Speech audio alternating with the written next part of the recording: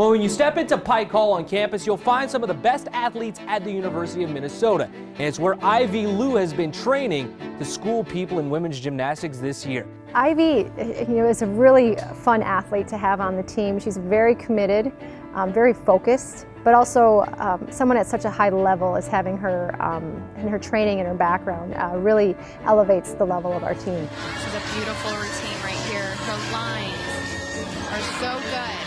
And the dismount, double layout. So I did elite gymnastics for a few years and competed for Canada as a junior for a few years. And that was also the year where I won Canadian Nationals in the open category, which is also comparable to level 10 in the US. But coming to the US and competing for a college was always a dream of mine. In the summer of 2015, Jenny came to my home club and watched me practice. And then in September, I came here on my official visit. We haven't had a Canadian on our team in over 15 years, so it's fun to bring someone in with a different culture to our team. Pretty much we were really excited to have her because, I'm not gonna lie, we all watched her videos before she came and she's amazing. Yeah, the first time we saw her gymnastics, we were very impressed. She's a really dynamic gymnast and she has form kind of like nobody else, and even her basic skills are incredible. Even her falls are beautiful. And can I also add, she speaks 3 languages? That's insane. I just think her story's fascinating, really. I mean, her parents come over to Canada while they're pregnant with Ivy. Both my parents are from China, and so they immigrated in 1998, which was the year I was born. And so I was born in Montreal, Quebec, which is the French part of Canada. I know how to speak French, English, obviously, and Chinese.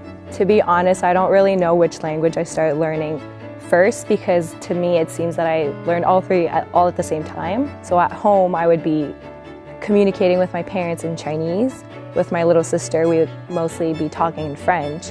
And then at practice or in school it was a mix of everything. With my coaches it was mostly French. With my teammates it was French and English. For her to understand both, and being able to come here and then transition so well, I think was really phenomenal, because she's never been coached in English.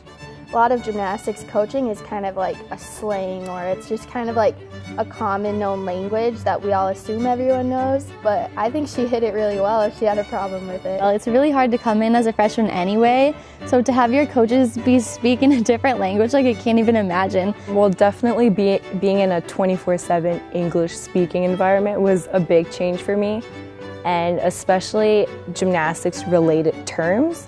So explaining a routine to my coaches here was really hard at first.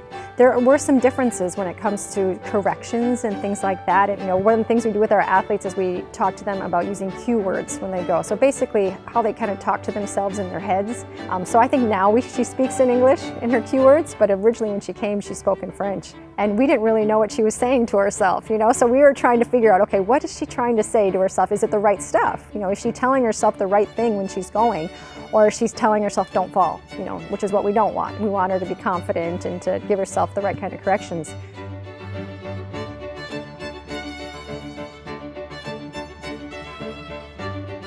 So as an elite, I used to compete on all 4 events, so vault, bars, beam, and floor.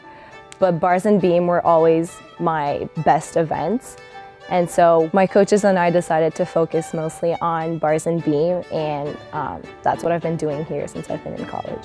And she's just absolutely beautiful to watch on those events.